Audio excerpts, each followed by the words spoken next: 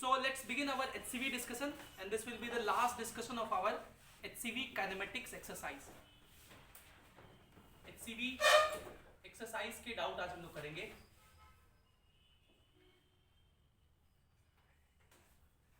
पिछले क्लास में हम लोगों ने 43 नंबर क्वेश्चन तक कर लिया था राउंड.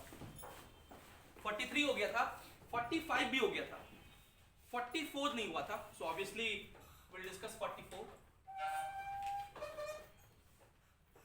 इसके आगे के डाउट्स कौन कौन से हैं पूछिए जल्दी से. शूटिंग 49 51 49 51 49 एंड 51 और 53 है भी नहीं. 52 जब कर रहे हैं 52 क्लास में कराए थे पिछले क्लास में. जब ट्रायंगल में घूमता है तो यहाँ पे हेक्सागन में घूम रहा है. 50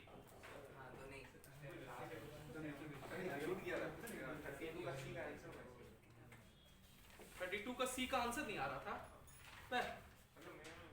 तुम्हारा नहीं आ रहा होगा, मेरा तो आ गया था. 32 का सी.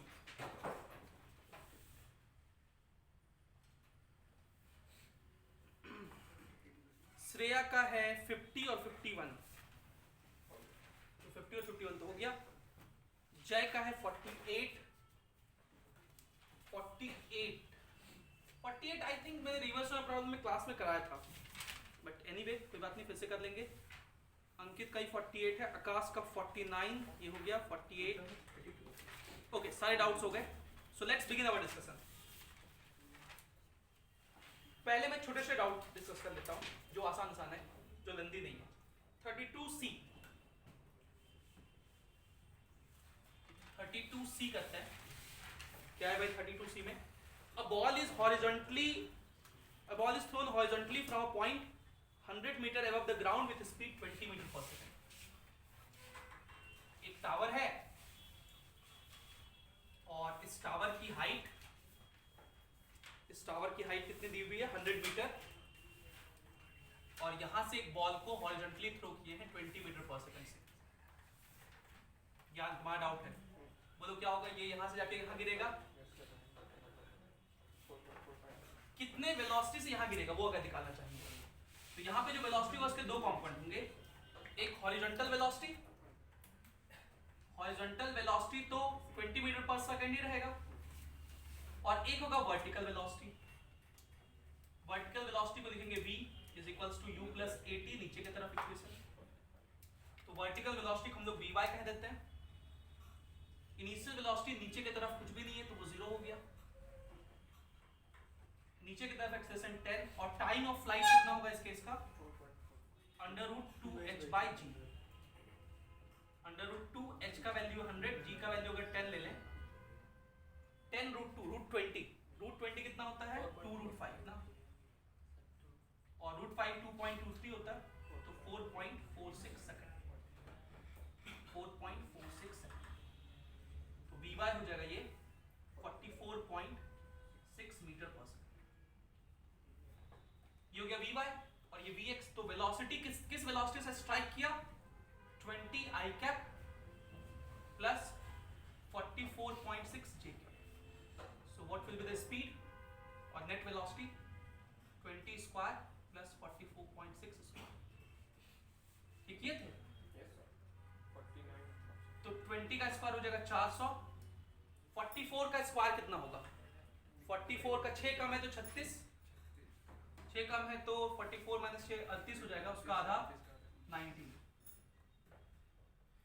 1936 रूट लेंगे.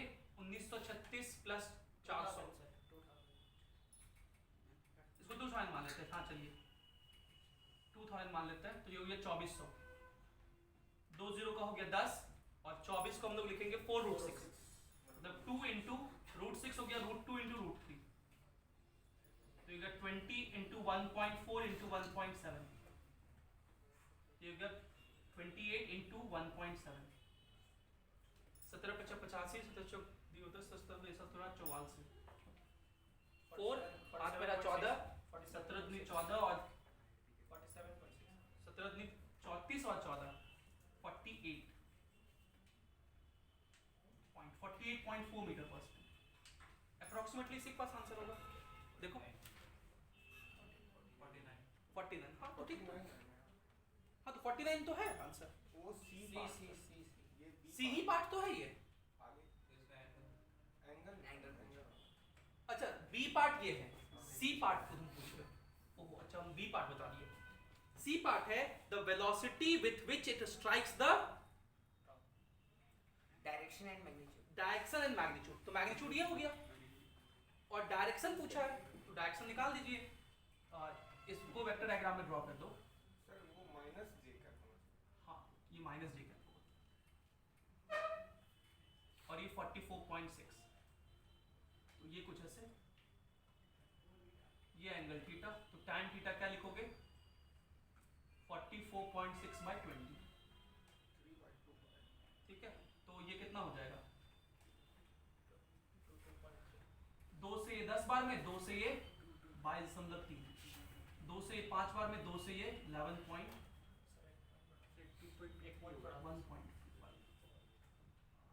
हाँ एक पॉइंट बढ़ा देते हैं यार, ऐसा क्या किया, 2.23, तो थीटा हो जाएगा tan इनवर्स 2.23। अब इसका वैल्यू अप्रोक्सीमेटली अगर पता करना हो कि कहां पर होगा, तो हम लोग जानते हैं कि tan का वैल्यू थीटा बढ़ने से बढ़ता है। tan 45 1 होता है, tan 45 1 होता है, tan 60 1.73 होता है, √3 मतलब 1.73, तो ये उससे भी ज्यादा है। ठीक है, तो 60 से तो ज्यादा ही आंसर होगा, जो भी होगा 60 से ज्यादा होगा, मतलब हॉरिजॉन्टल से एंगल 60 से ज्यादा होगा। 66 ठीक है, जो भी आंसर होगा वो आपको याद नहीं रखना है, आप इसी फॉर्म में लिख दोगे, अगर एग्जाम में कभी होगा तो वो देंगे value. I hope this is clear. If this is clear please right in your chat box कि 34 का सी क्लियर हो गया।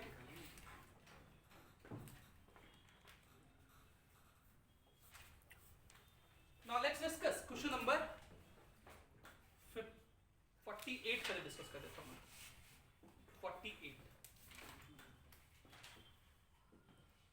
48 नंबर क्वेश्चन है, ये गलत बात है जान करके, तो मुझे 48 के साथ 47 भी करवाना पड़ेगा।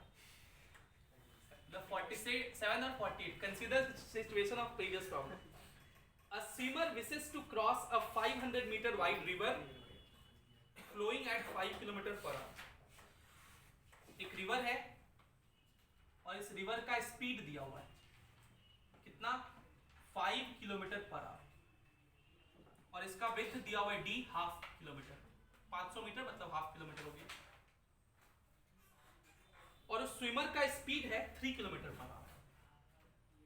सी ध्यान दीजिएगा, जो स्विमर का स्पीड है v, ये स्विमर का स्पीड है वो इस रिवर के स्पीड से कम है। इसका क्या मतलब, उसका ड्रिफ्ट कभी भी जीरो नहीं हो सकता। In this case drift can not be zero. ये मैंने आपको सिखाया था कि ड्रिफ्ट जीरो होने के लिए स्विमर का स्पीड रिवर के स्पीड से ज्यादा होना चाहिए। कॉमन सेंस भी हमें ये कहता है कि अगर रिवर बहुत तेजी से बहेगा, स्विमर के पास उतना ताकत ही नहीं है चलने का, तो उसको बहा के ले जाएगा, अपोजिट पॉइंट पे तो नहीं पहुंच सकता। क्वेश्चन ये कह रहा है the man has to reach the other shore at the point directly opposite to his starting point. अब मैं क्वेश्चन नंबर 48 पे आ गया हूं। क्वेश्चन ये कह रहा है कि इस मैन को यहीं पहुंचना है, इट हैज टू रीच, उसकी गर्लफ्रेंड वहां वेट कर रही है, तो पहुंचना ही है भैया, है ना, लेकिन पहुंच तो सकते नहीं है, ये तो कहीं इधर पहुंचेंगे। तो क्वेश्चन कह रहा है कि वो कैसे चले ताकि मिनिमम डिस्टेंस उसको वॉक करना पड़े। That means it is talking about minimum drift, it is talking about minimum drift. तो मैंने आपको बताया था मिनिमम ड्रिफ्ट के लिए ये इधर चले, थीटा एंगल पे चले, और क्या कंडीशन होता है मिनिमम ड्रिफ्ट के लिए, मिनिमम ड्रिफ्ट के लिए कंडीशन बताया गया था कि साइन थीटा का वैल्यू v/u होना चाहिए, v/u, v का वैल्यू है 3, u है 5, तो थीटा हो जाएगा 37 डिग्री। 37 डिग्री पे चले, तो आपसे पूछा है फाइंड दिस मिनिमम डिस्टेंस, तो थीटा हो गया 37 डिग्री।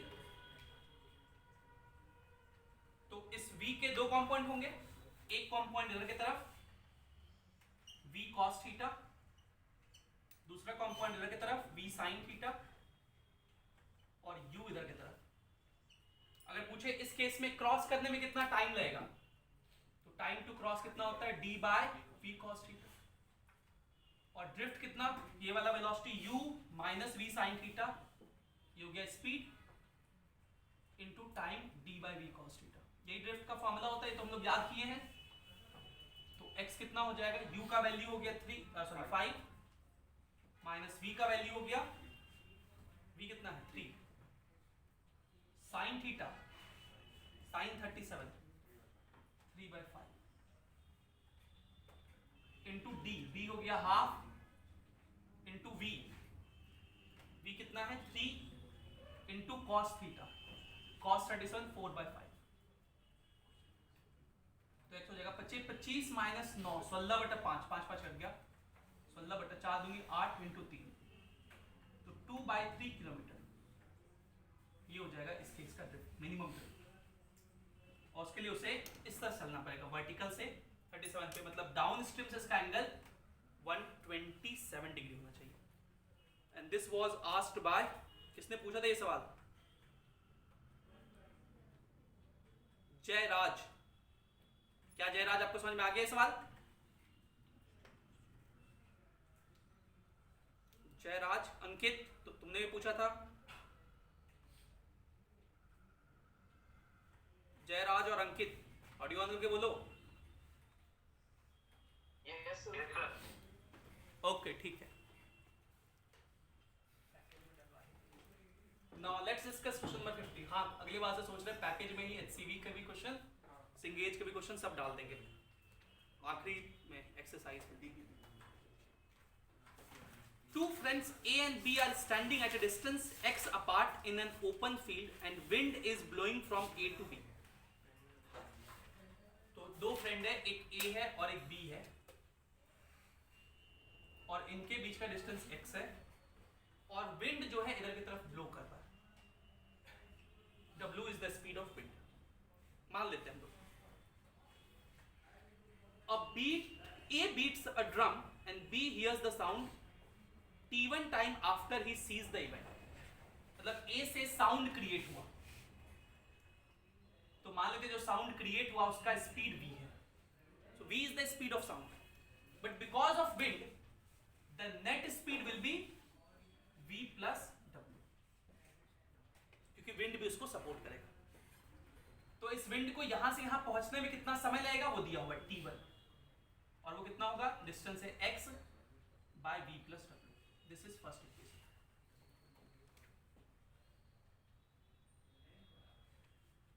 ठीक है, A and B interchanges their position. अब A और B अपना पोजीशन को इंटरचेंज कर लिया, ये B यहां आ गया, A यहां आ गया, विंड अभी भी इधर की तरफ ब्लो कर रही है। This time B hears the drum sound in still air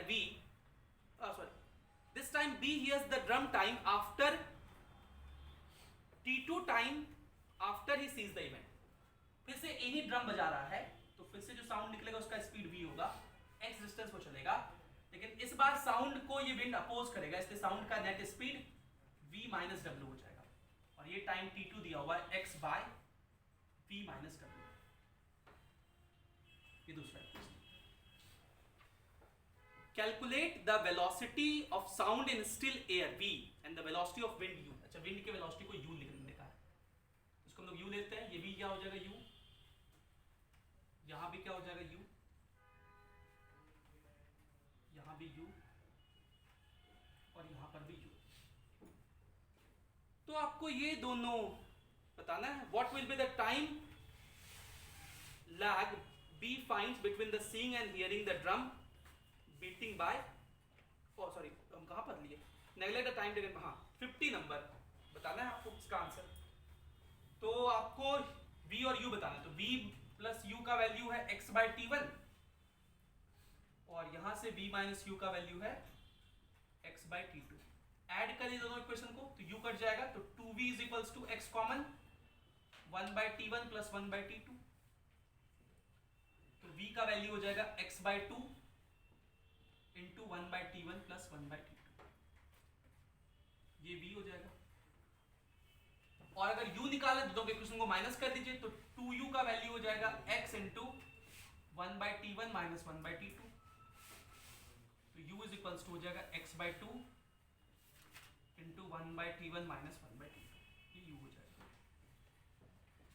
ये 50 हो गया। 51 भी इसी पे बेस्ड सवाल है, ये दिख रहा है इधर। 51, suppose A and B in the previous problem change their position in such a way that the line joining them becomes perpendicular to the direction of wind while maintaining the separation x। अच्छा, मतलब अब wind तो इधर की तरफ blow कर रहा है, लेकिन ये B हो गया और ये A हो गया, ऐसे हो गया, और इनके बीच का सेपरेशन अभी भी x है। ठीक है। What will be the time B finds between seeing and hearing the drum beat by A? तो अब यहां से विंड निकलेगा B, सॉरी साउंड निकलेगा B से, और विंड तो इधर ब्लो करेगा U से। ये जो विंड है ना ही B को सपोर्ट करेगा ना ही अपोज करेगा, क्योंकि 90 डिग्री है, 90 डिग्री पर ना ही सपोर्ट करेगा ना ही अपोज करेगा। तो ये v वेलोसिटी चल के सीधा सीधा साउंड यहां पहुंच जाएगा। कितने टाइम में पहुंचेगा? x/v। 51 का t इज इक्वल्स टू हो जाएगा x/v।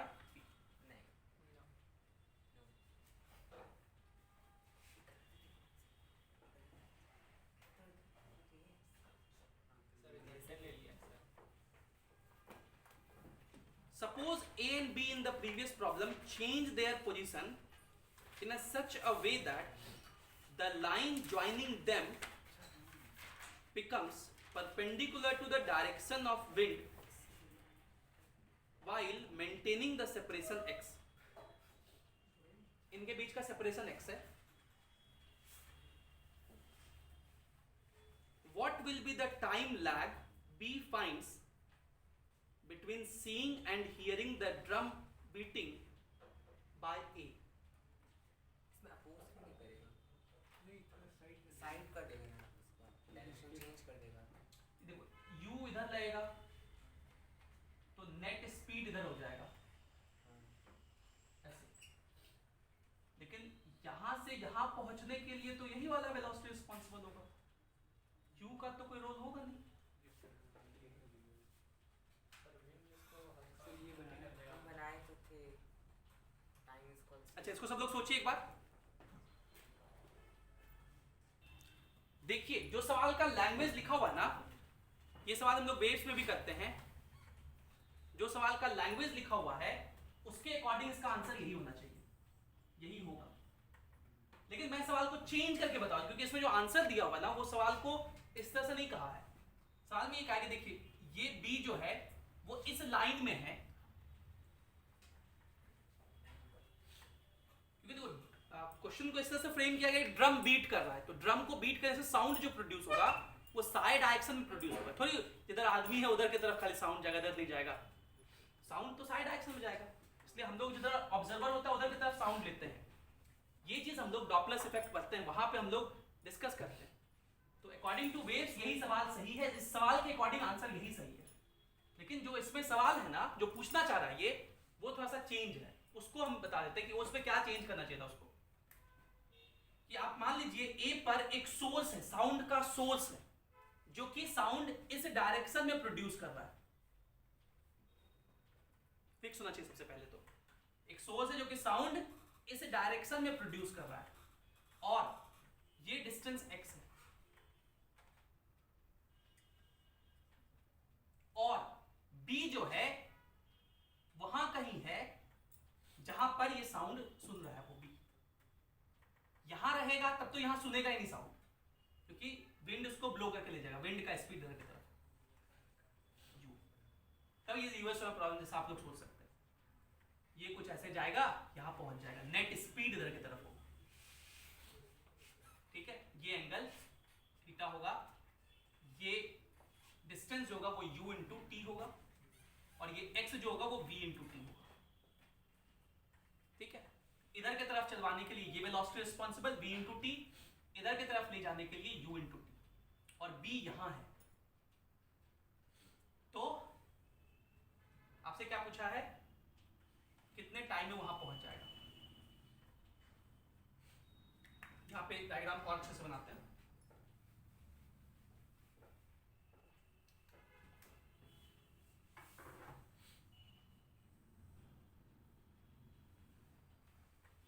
ये v सीधा सीधा, ये x,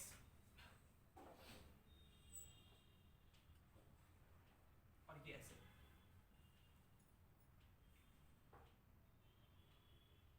लेकिन इस केस में भी टाइम यहां से इधर पहुंचने का टाइम तो x बाय v ही होगा।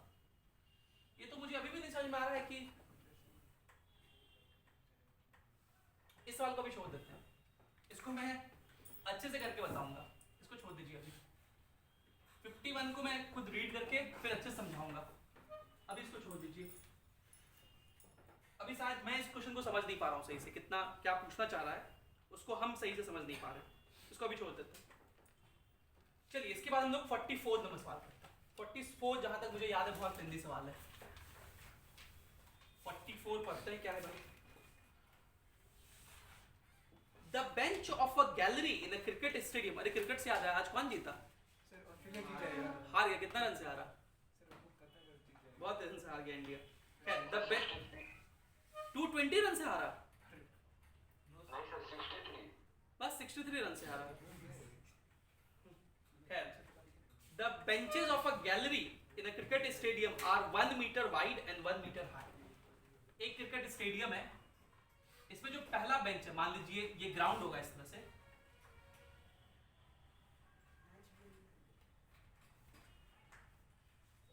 ठीक है, ये 1 मीटर हाइट और ये 1 मीटर वाइड, फिर ये 1 metre height 1 metre wide and so on, ठीक है। तो कह रहा है a batsman strikes the ball at a level 1 meter above the ground। तो यहां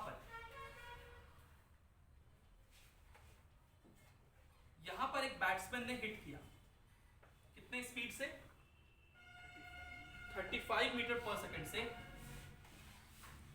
ये यू हो गया हम लोग का। At an angle 53 degree with horizontal, horizontal से 53 डिग्री एंगल पर। The benches are perpendicular to the plane of the motion and the first bench is 110 meter from the batsman। जो पहला बेंच है उसका डिस्टेंस, तो यहां का डिस्टेंस कितना दिया हुआ है? 110 मीटर। आपसे पूछा है on which bench will the ball hit। ये बॉल कौन से बेंच पे हिट करेगा? तो किस पे हिट करेगा नहीं पता, छोड़िए। ये डिस्टेंस हम लोग x मान लेते हैं, ये डिस्टेंस कितना मान लेते हैं? x। और ये डिस्टेंस हम लोग कितना मान लेते हैं? y। ठीक है, और हम लोग y और x में रिलेशन जानते हैं। वैसे हम लोग अगर मान ले कि nth बेंच पे हिट करेगा, let it hits nth bench, ठीक है। तो अगर ये पहला बेंच हुआ, ये दूसरा बेंच हुआ, अगर ये तीसरा बेंच को हिट करता तो हम लोग y का वैल्यू कितना लेते? 1 2 3 मीटर। nth बेंच को हिट करेगा तो n मीटर, y का वैल्यू। x का वैल्यू अगर तीसरा बेंच को हिट करता तो x का वैल्यू कितना लेते? 1 2 3, तो x का वैल्यू हो जाएगा n। नहीं सॉरी, तीसरा बेंच को हिट करता तो यहां कहते ना, तो 1 2 ही मीटर लेते, तो n-1 लेंगे x का वैल्यू। ये कितना लेंगे? n-1, क्योंकि तीसरा बेंच को हिट करेगा तो यहां कहीं भी कर सकता है। इसमें भी एक चीज है कि आप n-1 भी ले सकते हैं, वहां लेंगे तो यहां हिट करेगा, n लेंगे तो वो यहां हिट करेगा। दोनों केसेस पॉसिबल हैं, तो हम लोग दोनों केस लेके सॉल्व करके निकाल लेते हैं, अगर वो पूछना क्या चाह रहे हैं। तो पहले केस में हम लोग n ही ले लेते हैं, पहले केस में n ले लेते हैं, फिर दूसरे केस में 1 ले लेंगे, n-1 ले लेंगे अगर आंसर दिया है तो तो। y फिर n-1 हो जाएगा सर। क्या? अगर x को n लेंगे तो सर फिर y लेंगे, y इक्वल टू n-1 हो जाएगा। अच्छा y जो होगा ना, हाँ y जो होगा ना, y तो हम लोग इस हाइट से मेजर करेंगे ना, तो सर ये नीचे y जो होगा इसको हम लोग ओरिजिन मानेंगे ना, तो इस हाइट से मेजर करेंगे तो ये n-1 हो जाएगा, क्योंकि ये ओरिजिन होगा ना। ओरिजिन से जहां से पार्टिकल फेंके हैं उसको हम लोग ओरिजिन मानेंगे, तो ओरिजिन से ना हाइट मानते हैं। तो देखो पहला बेंच का हाइट है सही में ग्राउंड से 1 मीटर, लेकिन ओरिजिन से तो उसी लेवल में आ गया, तो इसलिए y का वैल्यू n माइनस 1 हो जाएगा। और ये ना n भी हो सकता है, n माइनस 1 भी हो सकता है, दोनों केस से आंसर आ सकता है। तो दोनों केस से अलग अलग आएगा, पहले आप n मान के निकाल लीजिए। इसमें कोई एक ही मान के निकाला होगा, तो लिखिए फिर इक्वेशन, ये तो इक्वेशन ऑफ ट्रेजेक्टरी हो जाएगा ना, y is equals to x tan theta minus half minus u square by 2g square cos square theta, ये होता है इक्वेशन ऑफ ट्रेजेक्टरी। तो y का वैल्यू हो गया n माइनस 1, x का वैल्यू हो गया 110 plus n into tan 53 4/3 minus u square 35 into 35 by 2 into G square होता है, g होता है 2g होता है, g स्क्वायर सर ऊपर चाहिए होता है। सर जी ऊपर होता है। अच्छा G- ऊपर होता है यूज square cos स्क्वायर। अच्छा सॉरी U बहुत गलत लिखा है, ये होता है gx square upon 2u square cos square theta. अरे यार फार्मूला ही भूल गया, बताओ। माइनस g की वैल्यू 10 और x स्क्वायर, ये हो गया 110 प्लस n का whole square by 2u square, मतलब 2 into 35 into 35 into cos square theta. cos 53 होता है 3/5, स्क्वायर करेंगे तो 9/25। अब ये कैलकुलेशन करते रहिए, आंसर पाते रहिए। इस कैलकुलेशन में देखिए 5 से ये 5 बार में कटेगा, 5 से ये 7 बार में कटेगा, 5 से ये भी 7 बार में कटेगा। सर जी को 9.8 लेंगे तो अच्छे से सब कुछ कर जाएगा। 9.8 ले लें क्या? ये सर उससे हाँ ठीक है, ले ही लेते हैं। हाँ सच बोल रहे हो। सर रेंज दूसरे वाले निकाल फॉर्मूला से करते तो जल्दी बन जाता। रेंज निकाल लेंगे, रेंज उसके निकालने बाद से आता है। ये सर हम भी तो तो इससे कैलकुलेशन नहीं, ऐसे भी आ जाएगा। ठीक है, रेंज निकालने से कैलकुलेशन अगर आसान आ रहा है दूसरे से कर लेते हैं भाई। ठीक है, ऐसा नहीं करते, रेंज निकालने से कुछ लोग बोल रहे हैं कि आसानी से आ जाता है, तो चलिए भाई रेंज पहले निकाल लेते हैं। रेंज होता है u square sine 2 theta by g, तो u स्क्वायर मतलब 35 इंटू 35 साइन 2 थीटा होता है 2 साइन थीटा कॉस थीटा, तो 2 साइन 53 4/5 cos 53 3/5 बाय g 9.8 है ना, 10 है ना, 9.8 9.8। अच्छा हाँ 7 का मल्टीपल है ना ये, ये तो सर इसी 9.8 ही लेंगे। ठीक, ये पॉइंट उड़ा तो 10 ऊपर, 5 से 2 बार में, 2 से ये 49 बार में, 7 से ये 7 बार में, 7 से 5 बार में, 7 से फिर 5 बार में, और 5 5 कट गया, तो 5 2 10 4 किया 120 मीटर रेंज हो जाएगा। और फिर हम लोग जानते हैं y इज इक्वल्स टू होता है x tan theta into 1 minus x bar, यही फॉर्मूला होता है ना। तो y का वैल्यू हो गया n minus 1 is equals to 110 plus n, और tan 53 होता है 4/3 इंटू 1 माइनस एक्स का value 110 plus n by r का वैल्यू 120। ये 3 को इधर भेज दीजिए, तो ये हो जाएगा 3n minus 3 is equals to 110 plus n into 4, 120 minus 110, तो 110 सॉरी 10 हो जाएगा, 10 माइनस n बटे 120, 4 से ये कटेगा 30 बार में, 30 इधर भेज दिए 90n माइनस 90, 110 इंटू ये तो 1100 minus 110n plus 10n minus n square, इसको इधर भेजे तो n स्क्वायर, ये हो जाएगा 10n और माइनस 100n, माइनस 110 तो माइनस 100 इधर आके 100, तो 190n, और ये 1100 इधर आके माइनस, तो minus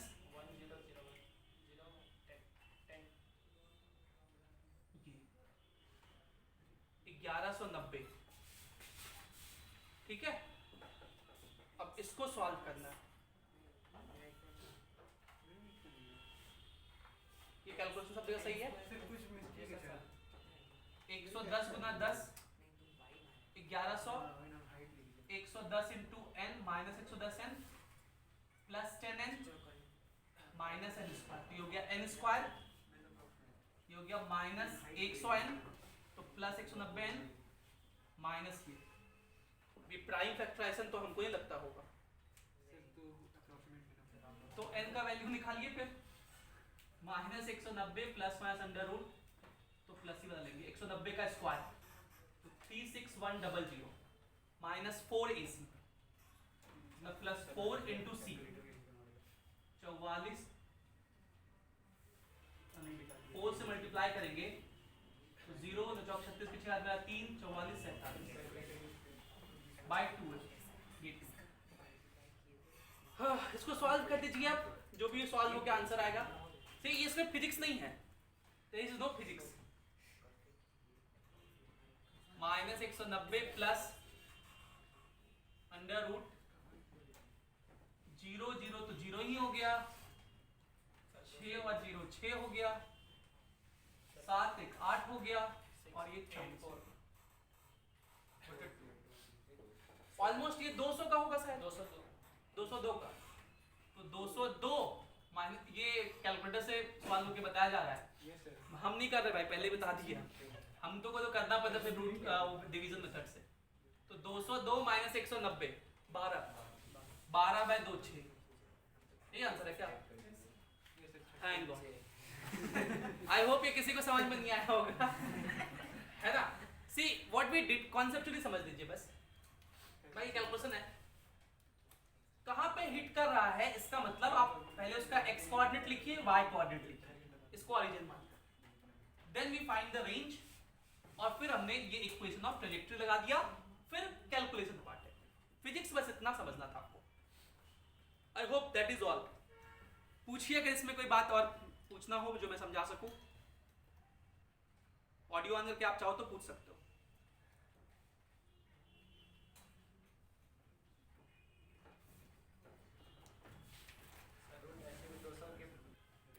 Now let's discuss the last question, 49.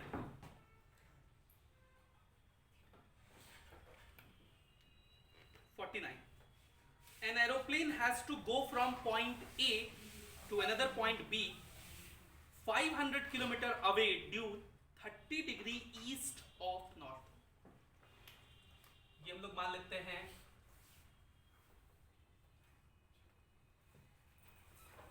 ये वो एयरपोर्ट है, इधर दूसरा एयरपोर्ट है, ये हो गया नॉर्थ, इधर हो गया ईस्ट, और आपसे क्या कहा है 30 degree east of north, 30 degree east of north, मतलब नॉर्थ से ईस्ट की तरफ 30 डिग्री,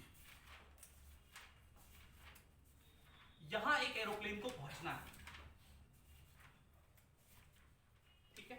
अच्छा, the wind is blowing due north at a speed 20 metre per second, और विंड जो है वो इधर की तरफ ब्लो कर रही है, ये विंड का स्पीड है, इसको हम लोग u मान लेते हैं या w मान लेते हैं, कितना है 20 metre per second. The air speed of the plane is 150 metre per second, जो प्लेन है उसका स्पीड है 150 metre per second. Find the direction in which the pilot should head the plane to reach point B.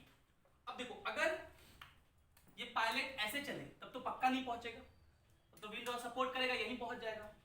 अगर pilot ऐसे चले सीधा इसी line में तो भी नहीं पहुंचेगा, कि विंड इसको इधर खींचेगा, इधर यहां नहीं पहुंचेगा, ये पायलट को कुछ ऐसे चलना पड़ेगा। कोई दिक्कत इसमें किसी को? ठीक है, हम लोग इस एंगल को ये जो स्पीड है 150 मीटर पर सेकंड कर लिए, इस एंगल को थीटा मान लेते हैं। इस v के दो कंपोनेंट होंगे, इधर की तरफ v cos थीटा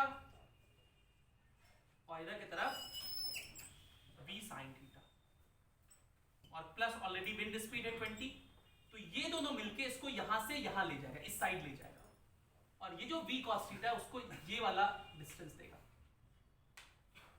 अब क्वेश्चन में क्या कहा? An aeroplane has to go from a point A to another point B 500 kilometre away. हम लोग को ये डिस्टेंस दिया हुआ है 500 kilometre. So we can find these two distances, क्योंकि हम लोग को ये एंगल दिया हुआ है 30 डिग्री। 500 का इधर कंपोनेंट हो जाएगा 500 cos 30, cos 30 होता है √3/2, ये हो जाएगा 250 √3, और ये हो जाएगा 250।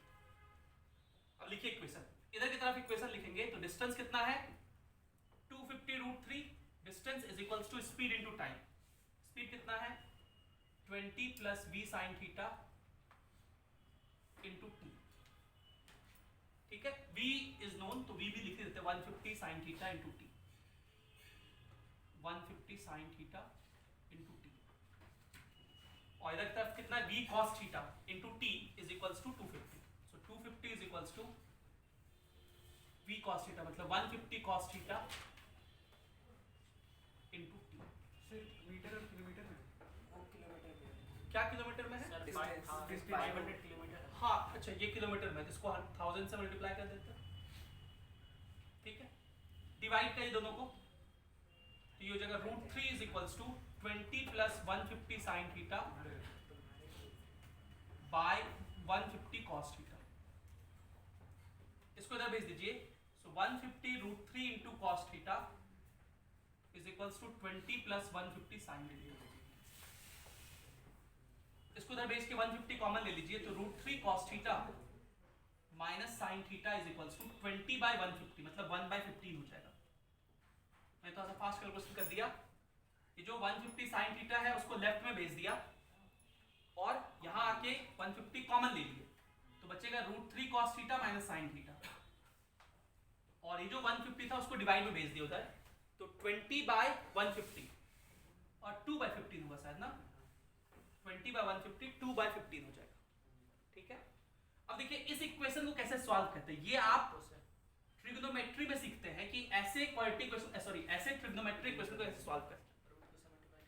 इसका तरीका होता है कि जो cos का कोएफिशिएंट है, यहाँ है √3, यहाँ कितना है 1, दोनों के कोएफिशिएंट्स का स्क्वायर कीजिए, उनको ऐड कीजिए, उसका रूट ले लीजिए, मतलब √3 का स्क्वायर 3, 1 का स्क्वायर 1, दोनों को ऐड करना है तो 4 हो गया, उसका √2, मतलब 2 से आप दोनों साइड डिवाइड कर दीजिए, so this can be written as √3/2 cos theta minus 1/2 sin theta is equals to 2/15 divided by 2, 2 से दोनों साइड डिवाइड कर दिए। सी आपको याद रखना है कि y is equals to जब भी a sin theta plus b cos theta इस फॉर्म में इक्वेशन हो तो आपको क्या करना है, दोनों साइड को डिवाइड कर देना है, किससे, √a² प्लस b²। और ऐसा क्यों करते हैं उसका भी एक रीजन है, क्योंकि ऐसा करने से ये सिंपल फॉर्मूला में कन्वर्ट हो जाता है, साइन कॉस का फॉर्मूला में कन्वर्ट हो जाता है, और ये जो √a² प्लस b² है ना, वो इस टर्म का मैक्सिमम वैल्यू भी होता है। ये भी आपको याद रखना है कि a sin theta plus b cos theta का मैक्सिमम वैल्यू कितना होता है, √a² प्लस b², और ये कब होता है, जब tan theta is equals to, tan theta होता है sin बाय cos, तो a बाय b। ये वेरी इंपॉर्टेंट है, आगे हम लोग फ्रिक्शन में यूज करेंगे इसको, उस दिन एक सवाल मिलेगा आगे फ्रिक्शन में, इसमें मैं पूछता हूं कि a sin theta plus b cos theta का वैल्यू दिया हुआ है, इस टर्म में कोई इक्वेशन है, इसका मैक्सिमम वैल्यू बताइए, वो होता है √a² प्लस b², और कब होता है, जब tan theta is equals to a by b हो। tan थीटा याद रखने का तरीका क्या है, tan थीटा होता है sin बाय cos, मतलब sin coefficient by cos coefficient, ये सब लोग नोट करके लिख लीजिएगा। आज मैं बहुत सारी ऐसी बातें बताऊंगा इस क्वेश्चन में जो कि आपको याद रखना है। ये जो √3/2 है इसको लिख सकते हैं हम लोग sin 60, तो sin 60 into cos theta, half को लिख सकते हैं हम लोग cos 60 into sin theta is equals to 1/50। ये लिखा हुआ है sin a cos b minus cos a sin b, ये sin a माइनस b का फॉर्मूला है, ये sin a माइनस b का फॉर्मूला है, इसलिए बेसिक मैथ्स कराया जाता है। ये हो जाएगा 60 minus theta, sin 60 minus theta is equals to 1/15 को हम लोग sin 1/15 लिख सकते हैं। तो ये बहुत इंपॉर्टेंट सा पॉइंट है, समझिएगा। अगर थीटा बहुत स्मॉल होना, अगर थीटा बहुत स्मॉल होना तो साइन थीटा का वैल्यू थीटा के बराबर ही होता है, पर ध्यान दें थीटा रेडियन में है, मतलब ये जो मैंने साइन 1/15 लिखा है, ये 1/15 जिसमें है रेडियन में है, डिग्री में नहीं है। ये बात समझिए एक बार फिर से, अगर हम आपसे पूछे कि साइन 5 डिग्री का वैल्यू कितना होगा, तो आप क्या करो, इसको लिखो साइन 5 डिग्री को रेडियन में कन्वर्ट कर लो। कैसे कन्वर्ट करते हैं डिग्री को रेडियन में, तो 5 इंटू पाई बाय 180 से मल्टीप्लाई कर दो, और साइन को भूल जाओ, बस क्या बचा पाई बाय 36, और पाई बाय 36 का वैल्यू निकालो, देखना वही वैल्यू साइन 5 डिग्री का भी होगा। 5 डिग्री, आप कैलकुलेटर आपके पास होगा ही फोन में, उससे आप करके देख सकते हो। 5 डिग्री, 10 डिग्री, इनफैक्ट 30 डिग्री तक ये अप्रोक्सीमेटली सही होता है। 30 डिग्री तक थोड़ा चांसेस एरर का भी होता है, थोड़ा बहुत एरर, लेकिन 20 डिग्री तक तो बिल्कुल सही होगा। आप साइन 15 डिग्री का वैल्यू निकाल के देखो, बिल्कुल वही आ जाएगा। तो साइन अगर 1/15 लिखा तो उसको हम साइन 1/15 भी लिख सकते हैं, क्योंकि अभी सिखाया आपको भाई साइन 5 पाई बाय 180 है, इसको मैं पाई बाय 180 लिख सकता हूं ना, 5 पाई बाय 180, सीधा सीधा साइन हटा करके, लेकिन ध्यान है रेडियन में होना चाहिए। तो अगर मैं इसको डिग्री में कन्वर्ट करूंगा तो ये लिखा रहेगा साइन 60 माइनस थीटा, और इसको डिग्री में क्या लिखेंगे बताइए? 1/15 को डिग्री में कैसे कन्वर्ट करोगे? 180 बाय पाई, तो 15 से 180 कटेगा 12 बाय पाई बार में, और पाई का वैल्यू 3 के आसपास होता है, 3 पॉइंट, तो 12 बाय 3.1, तो अप्रोक्सीमेटली 4 लिख दे, अप्रोक्सीमेटली ये हो जाएगा 4 degree, approximately 4 degree. Sine sine cut गया, थीटा का वैल्यू हो जाएगा 56 डिग्री, ये थीटा हो जाएगा 56 डिग्री। ठीक है, पूरा एंगल 90 डिग्री होता है, तो ये एंगल अप्रोक्सीमेटली 4 डिग्री हो गया, ये एंगल अप्रोक्सीमेटली 4 डिग्री हो जाएगा। अब आपसे क्या पूछा था? Find the direction in which the pilot should head the plane to reach the point B. किस डायरेक्शन में पायलट चले? तो विंड के डायरेक्शन से 34 डिग्री पर। देखिए आंसर दिया हुआ है, साइन इनवर्स 1/15 ओ इतना मेहनत भी नहीं करना पड़ा, मतलब ये सब नहीं करना वहीं था। पे हो जाएगा। ठीक है, ये तो हम लोग कर लिए, लेकिन क्वेश्चन में शायद ये मेहनत नहीं करना है, तो चलिए फिर नहीं करना है तो ये भी हटा देते हैं। ये 1/15 साइन को उधर भेज दिए, तो 60 minus theta is equals to sine inverse 1/15, तो थीटा इज इक्वल्स टू हो जाएगा 60 माइनस साइन इनवर्स 1/15, मतलब ये एंगल हो गया 60 डिग्री माइनस साइन इनवर्स 1/15। तो ये एंगल कितना हो जाएगा? देखो पूरा एंगल होता है 90 में से 30 गया तो बचा 60, उस 60 में से ये गया तो बचा साइन इनवर्स 1/15।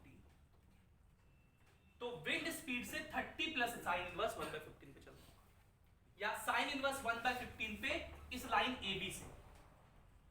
क्या आंसर दिया हुआ है किस फॉर्म में? 50 का आंसर दिया हुआ है, सॉरी 49 का। Sign inverse 1/15 east of line AB। देखिए इस लाइन AB से ईस्ट की तरफ, इधर ईस्ट होता ना, उसके तरफ साइन इनवर्स 1/15 से चलना होगा। और क्या पूछा है? Time taken by plane to go from A to B। A से B जाने में कितना समय लगेगा? तो A से B जाने में कितना टाइम लगेगा, उसमें आप किसी एक क्वेश्चन में पुट कर दीजिए। किसमें पुट कर दें? ये वाले में पुट कर देते हैं, पहले वाले में, इसमें पुट कर देते हैं। तो देखो मैं उधर वाले क्वेश्चन को मिटा रहा हूं,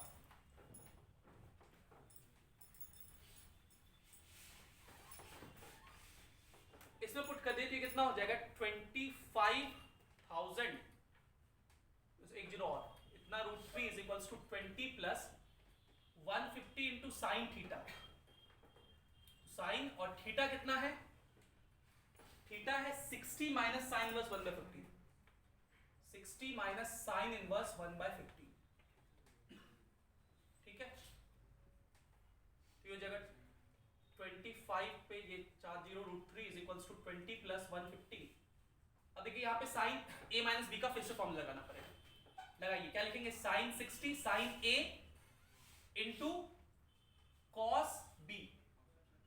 ठीक है, और ये अभी हम लोग निकाले थे साइन इनवर्स 1/15, इसलिए मैंने निकाला था। कितना डिग्री आया था? 4 डिग्री आया था ना, तो उसको मैं 4 डिग्री लिखता हूं, cos 4 degree, sine 60 minus cos 4।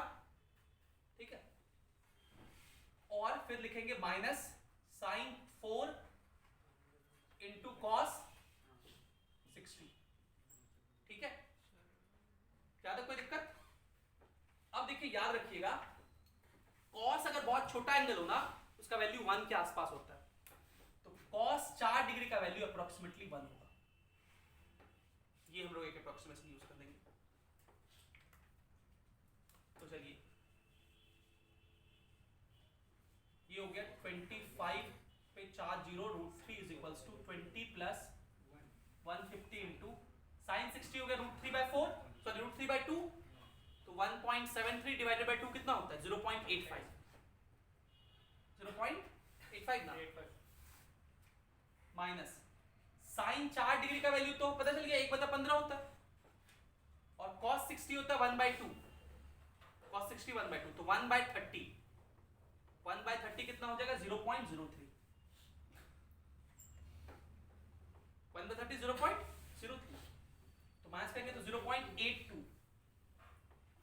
तो 25 पे 4 zero into root 3 plus 20 plus 150 into 0.82 मतलब 82 इंटू 15 तो 15 दूनी 30 का सुना हाथ पर 3 15 28 से 123 तो 1230 प्लस 20 तो 1250 हो जाएगा 1250 0 से 0 कटा 25 से ये 5 बार में कटा और ये 1000 बचा हुआ था ना तो 5 से ये 1000 कट गया 200 बार में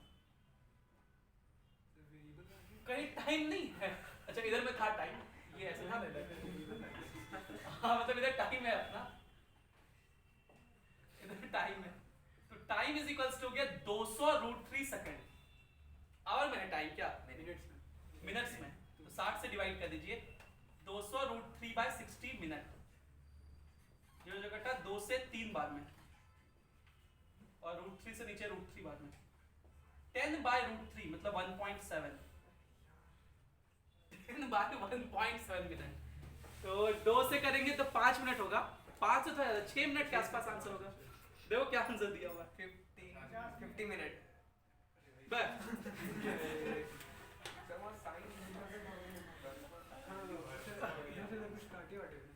कहीं काटने होते इतना काटने में कहीं गड़बड़ी कर दी क्या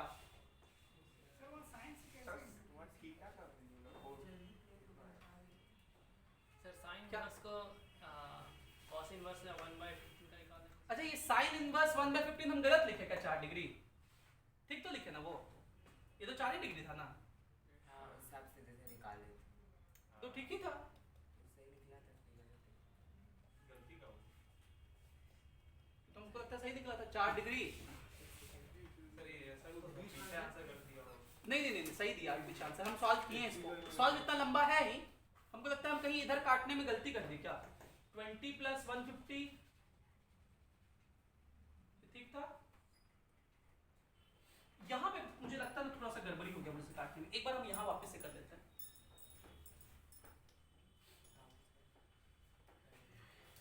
ये तो अप्रोक्सीमेटली सही ही होगा तो 25 पे 1 2 3 4 जीरो इंटू रूट 3 20 प्लस ये 150 गुना 0.82 ये लगता है मुझे गलती हो गई थी इसको मल्टीप्लाई करो तो ये मेरे से गलत हुआ था 1200 थोड़ी होगा उतना 1230 मैंने ले लिया था इसको 1230 थोड़ी होगा ये कितना होगा बताओ कैलकुलेटर से बताओ 150 गुना 0.82 1 2 3 होगा ना 123 होगा ये 123 होगा मैंने 1230 ले लिया था 123 प्लस 20 143 143 तो t इज इक्वल्स हो जाएगा 25,000 25 पे 4 जीरो रूट 3 बाय 143 इतना सेकंड होगा 60 से डिवाइड कर दीजिए इतना मिनट होगा बताओ कितना होगा ये 50 इधर सवाल करके बताओ कितना होगा 25 पे 4 जीरो गुना 1.7 50.46 चलिए आगे आंसर आ गया ना चलिए so I hope this sum ups our discussion on HCV इसलिए मैंने ये दो क्वेश्चन पिछले क्लास में नहीं डिस्कस किया था क्योंकि मुझे पता था कि इन दोनों क्वेश्चन का कोई हाथ पैर नहीं है मैक्सिमम बातें इसमें कैलकुलेशन के ऊपर है और कैलकुलेशन करके आप लोग तो आंसर तक नहीं पहुंच पाते तो मैंने ही पहुंचा दिया है ना सो आई होप सब लोग क्लियर है क्या चैट बॉक्स में लिखो ठीक है और रिकॉर्डिंग इसका मिल जाएगा आप लोगों को इसको देखिए सही से अपूर्व को क्लियर हो गया पक्का अपूर्व ईमानदारी से बोलो ऑडियो ऑन करके तो यस सर क्लियर हो गया ईमानदारी यस सर अच्छा श्रेया भी बोलिए क्लियर है सर। श्रेया बताओ ईमानदारी से क्लियर है? Yes sir. पक्का? यस सर पक्का। ठीक। चलिए, so thank you for being with us, have a great day.